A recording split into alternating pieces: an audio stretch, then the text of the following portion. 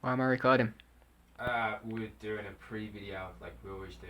Alright. We need a funny, entertaining one, but we got a guest, so Hey. be funny and entertaining. Do something. Go on, Bernstein. I'm not that Look funny at the and camera, look at I'm me, not look that at funny me. and entertaining, to be honest. Gold.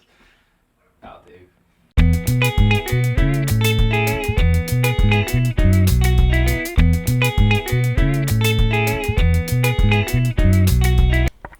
Right, so, yeah, podcast, rolling. Right, anyone got an intro? Welcome to One Watched. Is that your intro? Yeah. Quietly mumbled, welcome to One Watch. Welcome to One Watched! Yeah, we got a guest, we got to behave, got to perform. Hello, Bernstein. Hi Sam. Hi, and Tom. Hi Tom. Hi. Bernstein's not her real name. You don't have to say your real name. She's a journalist student, so Bernstein. If you don't get the reference, I'm not helping you. Yeah, well, it's a One Watch. We talk about things we've watched, and you didn't know you were going to be doing this. You came to interview us, and the tables have turned, They Bernstein. have. The tables have turned. So this might be a great episode or a terrible one. What have you watched? I watched Split recently. Split. It's about, well, it's James McAvoy's character. He's got 26, if I remember correctly, personalities living within inside him, ranging from a 6 or 7-year-old boy to the so-called Beast. Is this anything like Legion? I've never watched that, so I wouldn't Okay, know. don't. Okay. Is he a superhero? Kind of at the end, more of a super villain. He's a bit angsty and a bit. Okay. Sorry, Legion flashbacks. If you listen to Legion after 5 episodes, you'll understand why breathing is suddenly very difficult for me. Okay. Carry on, I'm sorry to interrupt. Split. It's the process of one of these characters, well, inner personalities, kidnaps 3 girls, Mm-hmm. locks them in a cellar underneath, when you find out in the end is a zoo. Okay, spoilers. Spoilers, yeah.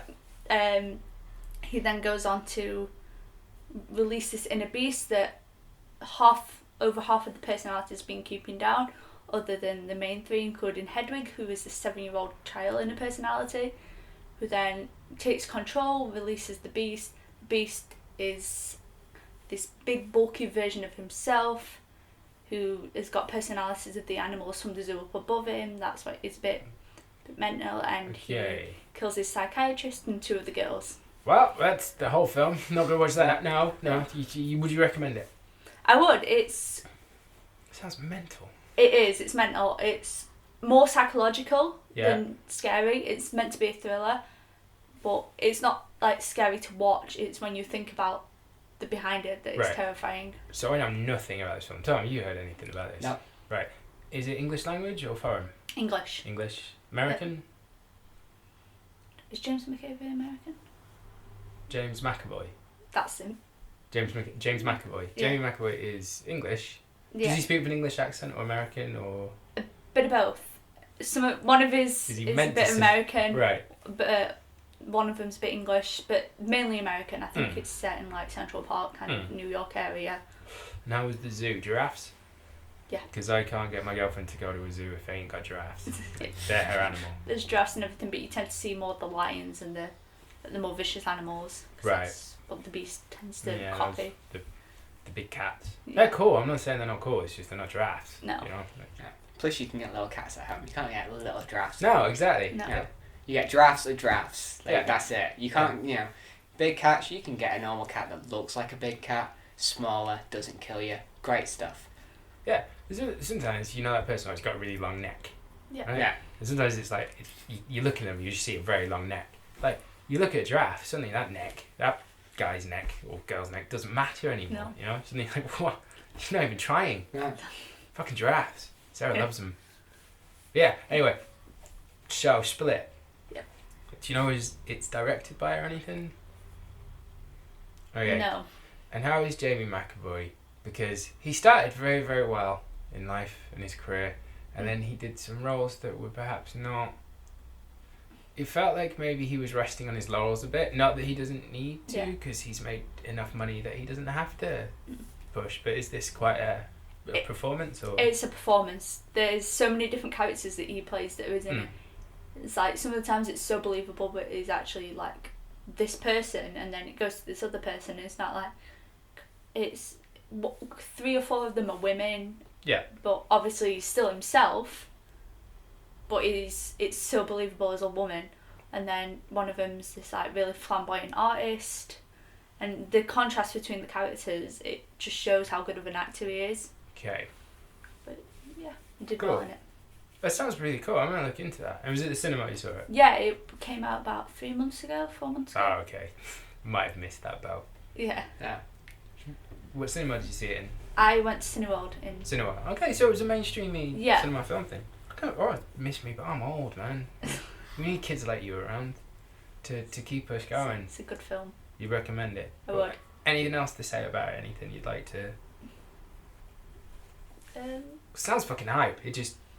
I know nothing about it, so I can't even It say is a bit mental in some of the scenes. There's some scenes where I couldn't look at it. Mm. Like some of the, like when he's psychiatrist, he like, I don't want to spoil anything, but he cracks her in half. Oh, it's Right. a she, of course. Yeah. Yeah. It's... And then you kind of learn the backstory of one of the girls that he'd kidnapped, and her backstory is tragic, and it's like something... She lived with her father, and then her father's best friend was her uncle, and it's a bit like... don't know how to say it, but it's a bit... Spoilers. Yeah. Abusive. Yeah. Yeah. So, have you ever noticed in films like this, there are two types of psychiatrists? There's younger attractive woman Yeah. or any other type. Mm. Younger Yeah. attractive woman is always like, I'm trying to reach you and help you, and I can't. Yeah. Even films like The Departed have that one. And then any other type is, I'm an asshole who doesn't believe your story, and then I get like... And there's one more type. The extremely understanding old bloke that no one wants to see. Yeah. Like, he's the guy that literally all he ever does is always like an old bloke, and all he ever does is just repeat questions back to them. Like, he's just there to listen, but they all, like, no one ever wants to see him. He's always like the guy that they go to before they get their psychiatrist they want. Right. They get Yeah, recommended like this guy because he's really he's like good. a pre-psychiatrist psychiatrist. Yeah. Yeah. He's like he's the guy that's like got a really good reputation, but the main character never wants to see Yeah. him. Yeah, I've seen Yeah. plenty of that trope as well. And then with the other two, it's like, if you're not the younger female one, then you will like doubt this person, and in the end your doubts will cause you to die. And if you're like the younger female one, then you'll believe this person, but you'll get too attached, and that will cause you to get fucked over. Yeah. It's a bit different in this one. It's an older lady who's very understanding. She's only ever met, I think, 2 of the personalities. Mm. The artistic one and the original human Barry. And we see one of his other personalities pretending to be the artistic one, Yeah. going to these therapist sessions, acting as if he's him, to try and get an understanding of the other personalities that he's never met or he's never understood. And then the psychiatrist is trying to go out into the world and tell people that people can have multiple personalities, and people can have more than just the 1-2 kind of theory, that there's this man that's got 26, 27 different personalities in his head. Nobody believes her. She ends up kind of making a fool out of herself. She goes to try and find him, and then That's where the it worst goes of wrong. the worst happens. Nice. It sounds like a nice glib ending. Yeah. Okay. Yeah. Cool. Have you said everything you want to say about Split? I think so, yeah. Split. Tom, anything you watched? I've not really been watching much. I've been playing Fallout 4 mostly. Watched loads of modding videos for Fallout 4. Any Yeah, loads YouTube of channels cool mods. you want to give a shout out to? Gopher. Okay. Yeah, everyone should, if you play Fallout 4, go watch Oh. Gopher. So many walks. Oh, Gopher did this. Gopher did that. Oh, Gopher said this. Like, so what if Gopher said that? You don't know Gopher. Oh, Sam. Gopher said I should eat this sandwich. Fucking just eat the sandwich you want. No, Gopher didn't touch that. Gopher didn't drink Diet Coke. I ain't drinking no Diet Coke. It's like, it's just a YouTuber. Stop Yeah. following Gopher. Do you remember when you started dressing like Gopher? You know, just walk around with a monitor on my face. Yeah. So Being you do. Gopher. I don't know what it looks like, so I assume it's a computer. Yeah, you and Gopher. It was a difficult time. Yeah, you should follow that guy. Yeah, sometimes I'm worried you're going to find Gopher where his skin.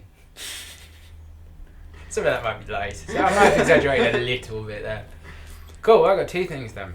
First one, I'm glad you're here, young person, because I want to seem hip. And the hippest thing I've done recently is I started watching a cartoon that's only like 2-3 years old, so I'm hitting your boundary. I'm going to tell a backstory. There's a one watch, don't know when, in comparison to this, it went out, and it's Mia Mills, fantastic actress, and it's her special where we talked about her, and it was great. She let us hit her with a pie in the beginning. We talked for like an hour, and it didn't feel like an hour, and all this stuff. And when we went to record that, no one had any energy. I'm always hyped, but Tom and Mia, they were both pretty tired. So I showed them the first episode of We Bare Bears. Yes! Bernstein nods! Yeah. I was around a guy's house who has kids, and they just had Cartoon Network on, and the intro came on with the we'll be there, da, da, da. And I was like, this is really good. I watched 5 minutes, Sarah loves bears, gotta remember to show this. We watched the first episode, and just it was an episode where there were jokes, but then there was a story, and there was a payoff to the story, and I was like, this is fucking brilliant. I think we accidentally watched 2 episodes of season 2, which was Ice Bear. Yeah. You watched most of them?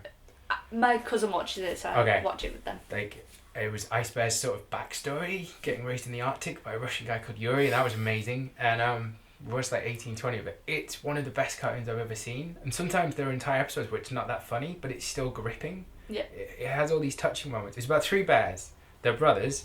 There's Grizz, who's a grizzly bear. He's brown. If they walk around on a stack, he's on top because he's the oldest. Then the middle brother is Panda. He's Panda Bear. He's slightly neurotic and does a lot of social media and stuff. Grizz is the leader. I'm not sure I gave him a personality. And then there's Ice Bear. Who's a polar bear who refers to himself in the third person as Ice Bear and says things like Ice Bear wants to move things along. He always talks monotone and is always super chilled and just sort of has a blank expression, but he celebrates in his own way. And the other 2 brothers, it's never... Ice Bear does all these weird things, he'll be building a robot or something, and the other 2 brothers won't go, why are you building a robot? And that's part of the story. They just accept that and then have their own adventure as well. Yeah. And it's so, it's visually, just hilarious.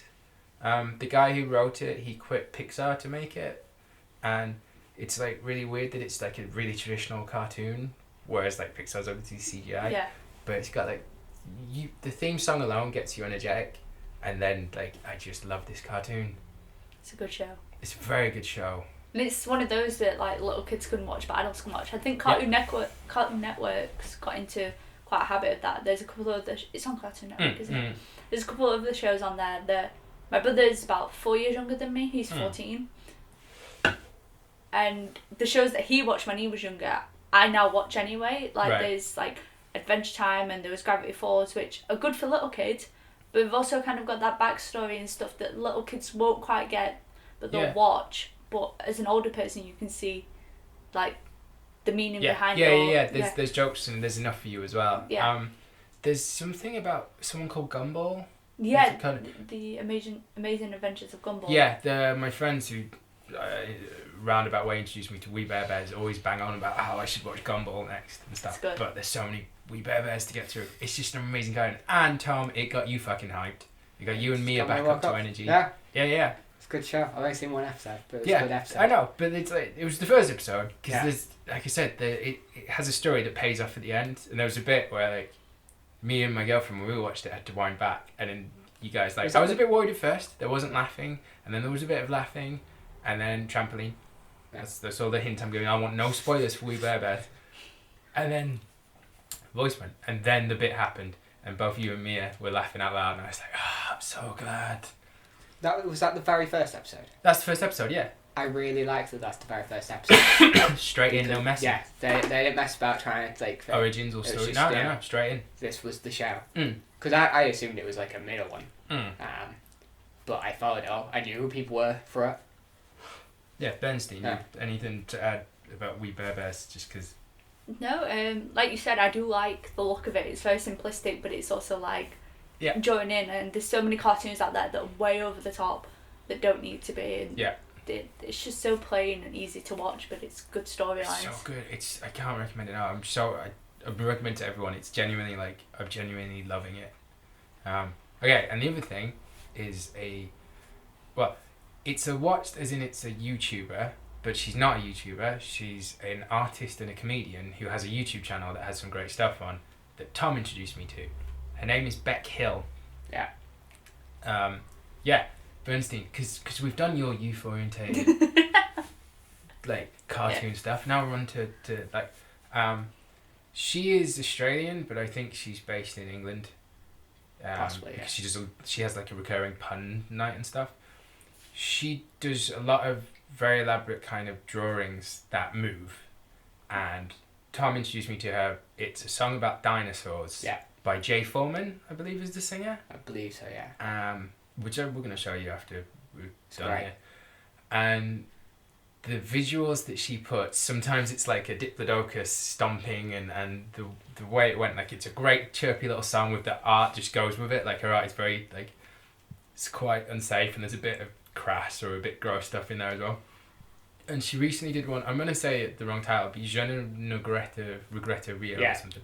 She's this Italian operatic thing. I was just checking in Beck Hill, wonder if she's got anything new, and this video, like, I started watching it, pissed myself laughing, so I showed it to you, we watched it together, I thought it was hilarious. I want to personally thank Beck Hill, because I sent it to my dad. Every so often there's a video, I was like, I think my dad will enjoy this, I sent it to him, and he sent me a message back saying that it made him laugh out loud in a meeting when he started watching it. He then showed my mum.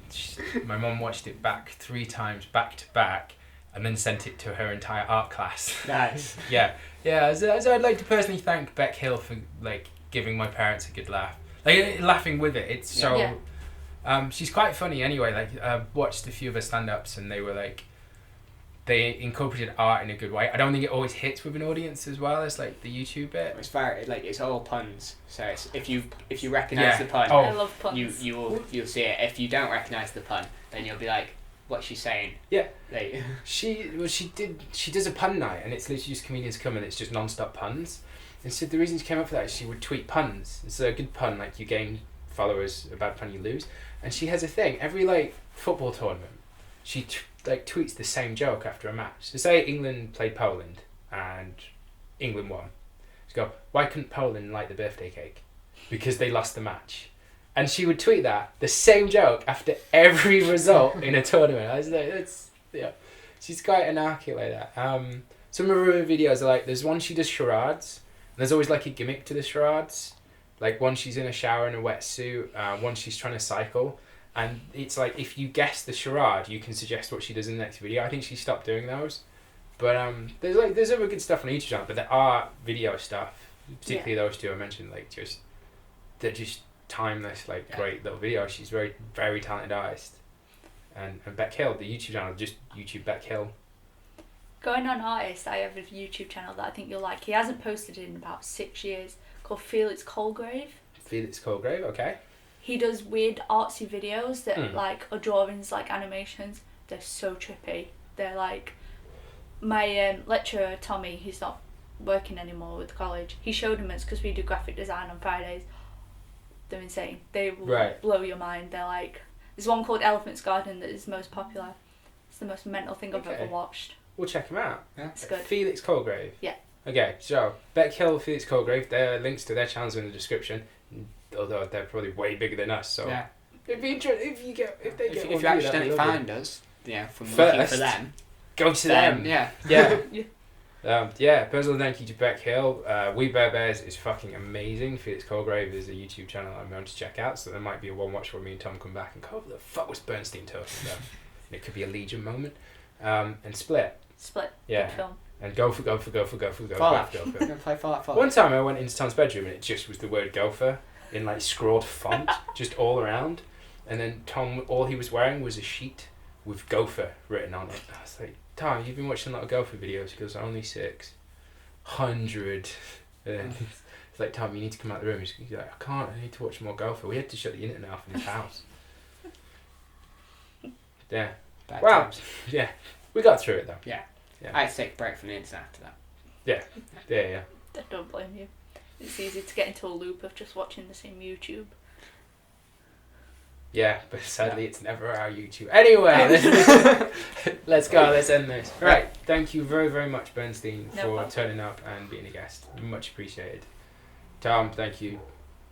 Thank you for lots of things. Thanks thank you for me, and thank you for listening. You can. Thanks for having me. Thank you for thanking us too. Right, we're out. Bye. Bye.